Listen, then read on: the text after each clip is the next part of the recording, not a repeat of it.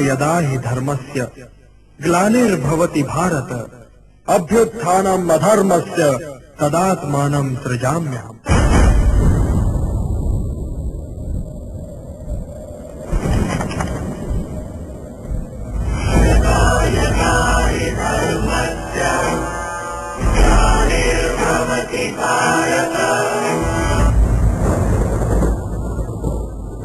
महाभारत का महत्वपूर्ण हिस्सा गीता है और गीता में जो कुछ कहा गया है उसकी मीमांसा करते करते कई फिलोसोफर बने, कई फिलोसोफर्स ने उसकी अलग अलग, हमने देखा हर युग में हर समय में उसकी उपयोगिता के बारे में उस समय के आधार पर कहा जाता रहा। लेकिन ये ग्रंथ सिर्फ ज्ञान देने के लिए या फिलोसफी के लिए नहीं है। डॉक्टर पंडित की जो डॉक्यूमेंट्री हमने आपको दिखाई उसमें आपने देखा कि खगोलीय सूत्रों के आधार पर और जो घटनाएं उसमें बताई गई उनके आधार पर यह तय किया गया है कि किस वक्त पैदा हुए थे श्री कृष्ण। वाकई में श्री कृष्ण थे, ये हस्तिनापुर था और श्री कृष्ण के साथ जो कुछ घटनाक्रम हुए, महाभारत का जो युद्ध हुआ, वो तमाम चीजें वाकई में हुई थी, सिर्फ कपोल कल्पना नहीं है या एक ग्रंथ मात्र नहीं है। आपने खगोलीय, खास तौर पर एस्ट्रोनॉमी का आपने यहाँ पर सहारा लिया है। क्या मॉडर्न एस्ट्रोनॉमी आपकी इस रिसर्च को मानती है? उनको लगता है कि हाँ ये हो सकता है? हाँ, मॉडर्न एस्ट्रोनॉमी ही इस रिसर्च को मानती है और उसका एक पर्टिकुलर रीजन है।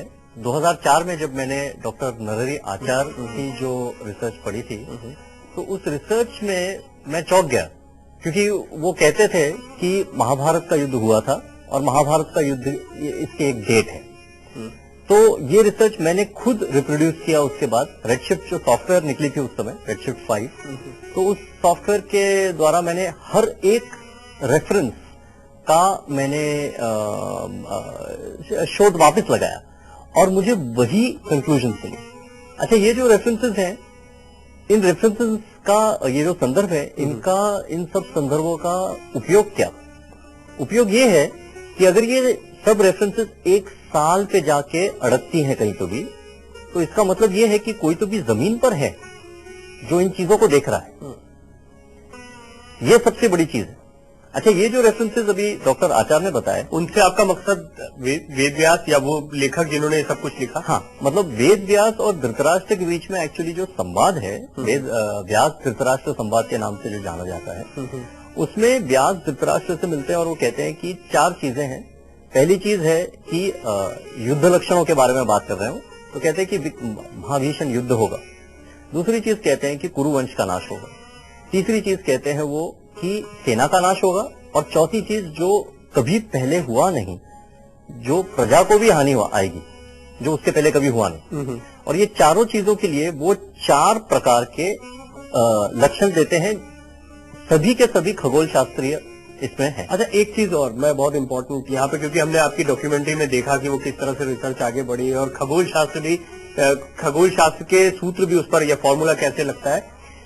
श्री कृष्ण को जो मानते हैं, जो आध्यात्मिक तौर पर उनकी एंटिटी को स्वीकार भी करते हैं और उन्हीं को सब कुछ मानते हैं, उनको भी हमने सुना। आपने दुनिया के कई हिस्सों से कृष्ण भक्तों की बात हमसे करवाई है।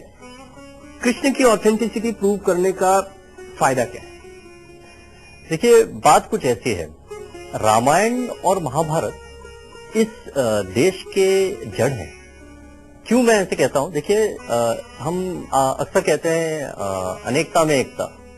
आप हर 100 किलोमीटर चली जाइए, भाषा बदलती है, देश बदलता है, सब कुछ बदल जाता है। रामायण और महाभारत नहीं बदलते। ये 2 ऐसी चीज हैं जो इस देश को एक बनाए रखे हैं। ये चीज जिस दिन पूरी तरह बिखर जाएंगी, मैं ये नहीं कहता कि ये these are the only thing, पर ये चीज है।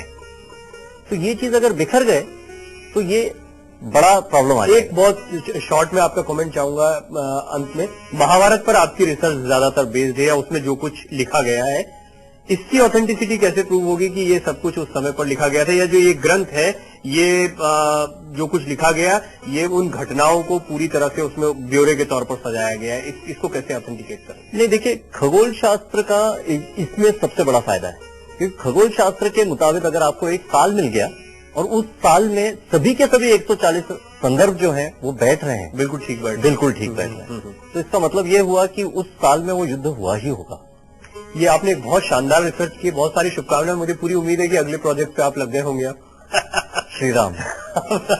तो चलिए हम उम्मीद करते हैं कि कुछ और चीजें, कुछ और रिसर्च के जरिए, मॉडर्न साइंस के जरिए इनके ऑथेंटिकेशन को आप सामने रखेंगे। भक्तों के लिए खास तौर पर ये काफी रोमांचित करने वाली चीज होगी, क्योंकि उन्हें लगता है कि हाँ, जिनकी हम पूजा उपासना करते हैं वो सचमुच में थे, और उनके लिए आज का साइंस भी हमारे सामने प्रूफ रखा है। बहुत शुक्रिया आपका हमारी इस खास पेशकश में जुड़ने के लिए, जानकारी हम तक पहुंचाई।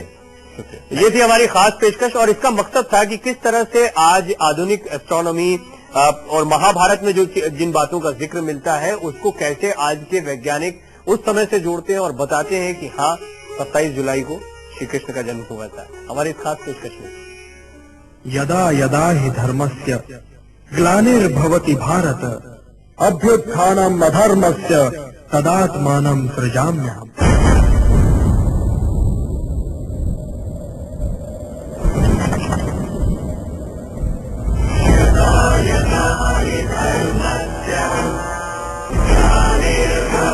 भारत